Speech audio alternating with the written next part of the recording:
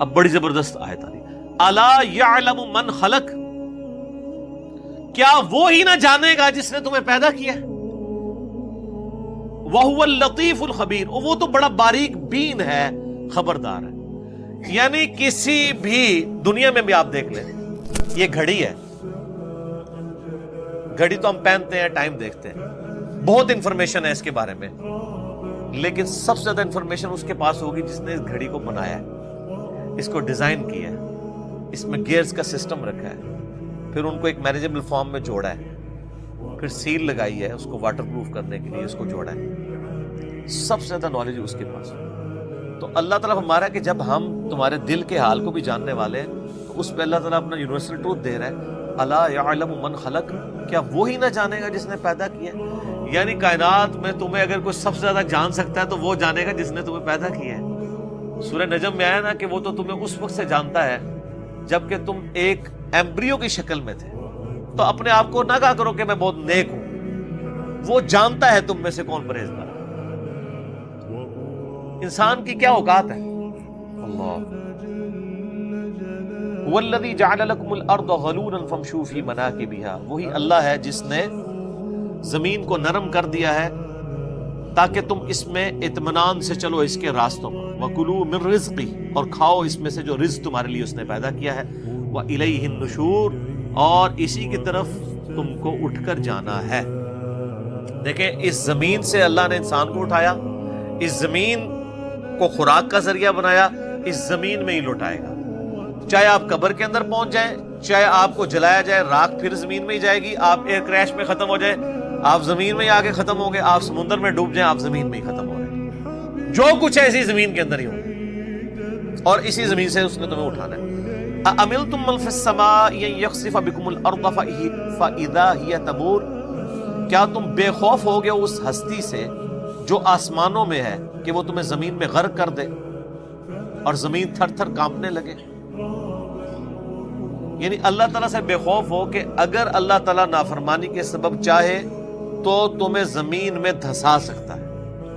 ام امنتم من فی السماء ان یرسل علیکم حاصبا، یا تم بے خوف ہو گے اس ہستی سے جو آسمان میں ہے کہ وہ بھیج دے آسمان سے تم پر پتھر، بارش کی جگہ پتھر کا برساؤ کر دے تم، فستعلمون کیف نذیر، تب تمہیں پتہ چل جائے گا کیسا ہوا میرا ڈر سنا۔ تو یہ جو یعنی اس تارے کے طور پہ بھی یہ بات یعنی ڈسکس ہوئی ہے، اللہ تعالیٰ آسمانوں میں ہے جیسا کہ اس کی شان کے لائق ہے، وہ تو پھر قرآن پاک میں آیا نا، الرحمن علی العرش استویٰ، رحمان اپنے عرش پر مستوی ہے جیسا کہ اس کی شان کے لائق ہے، لیکن پیرلل میں وہ ہماری شاہرگ سے بھی ہمارے زیادہ قریب ہے، نحن اقرب الیہ من حبل الورید۔ اور سورہ المجادلہ میں تو آیا کہ تم تین نہیں ہوتے، چوتھا تمہارا رب تمہارے ساتھ ہوتا ہے، تم پانچ نہیں ہوتے، چھٹا تمہارا رب تمہارے ساتھ ہوتا ہے۔ وَهُوَ مَعَكُمْ أَيْنَمَا كُنْتُمْ، تم جہاں کہیں بھی ہو وہ تمہارے ساتھ ہوتا ہے۔ یعنی اللہ تبارک و تعالی انسان کی شارک سے زیادہ قریب ہے جیسا کہ اس کی شان کے لائق ہے، اور اس کا تخت حکومت عرش پہ ہے، اس پہ وہ مستوی ہے جیسا کہ اس کی شان کے لائق ہے۔ یہ متشابہات میں سے صرف ایمان لانا ان پہ ضروری ہے۔ وَلَقَدْ كَذَّبَ الَّذِينَ مِن قَبْلِهِمْ فَكَيْفَ كَانَ نَكِيرٌ، اور جو لوگ ان سے پہلے گزرے تو کیسا ہوا ان کو ہمارا یعنی عذاب جب ان پر پہنچا کتنا وہ سخت تھا، یعنی جھٹلانے پر جو پیغمبروں کو انہوں نے جھٹلایا تو پھر ان کا کیا انجام ہوا۔ اولم یروا الی الطیر فوقہم صافات ویقبضن، کیا انہوں نے اپنے اوپر پرندوں کو نہیں دیکھا پر پھیلائے ہوئے، کبھی وہ پھیلاتے ہیں اور کبھی سمیٹتے ہیں، ما یمسکہن الا الرحمن، ان کو تو نہیں روکے ہوئے مگر رحمان، انہ بکل شیء بصیر، بے شک وہ ہر چیز کو خوب دیکھ رہا۔ اللہ تعالیٰ نے پرندوں کی جو ہوا میں پرواز ہے نا، اس کو کہا کہ یہ ہم نے ان کو ہوا میں روکا ہوا ہے، اس لیے کہ فزیکل فینومین آف نیچر کو اللہ تعالیٰ نے ان کے لیے مسخر کیا۔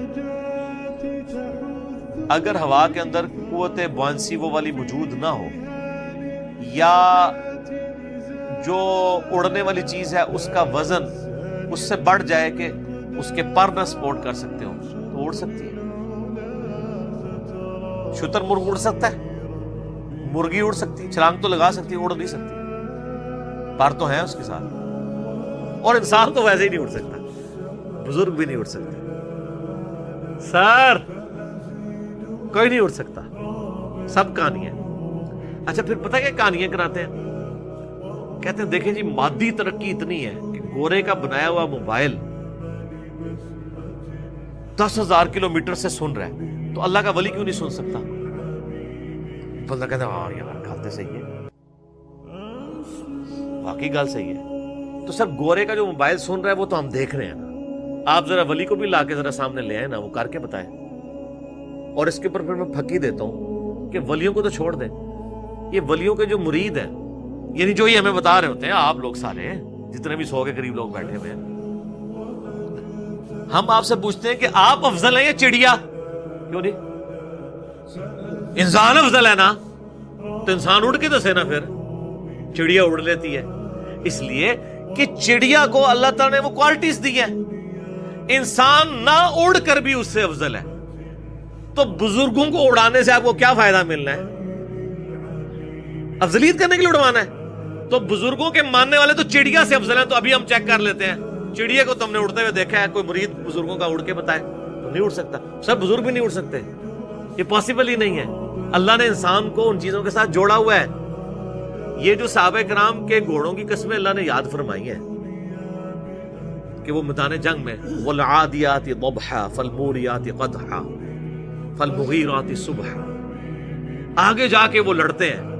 تو سر گھوڑوں کی ضرورت تھی، بزرگ صحابہ تو بزرگ جب اڑ لیتے ہیں، صحابہ کرام تو اوپر سے جناب ایسے تلوار چلا کے تو ان کے اوپر حملہ آور ہو جاتے ہیں جیسے ابابیلیں۔